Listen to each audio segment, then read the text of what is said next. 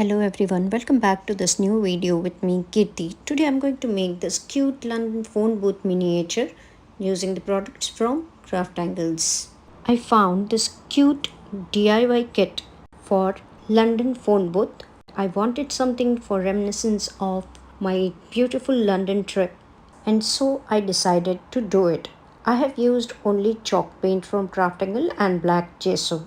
It's a wooden base which is already prepped for painting. So I went ahead with black gesso.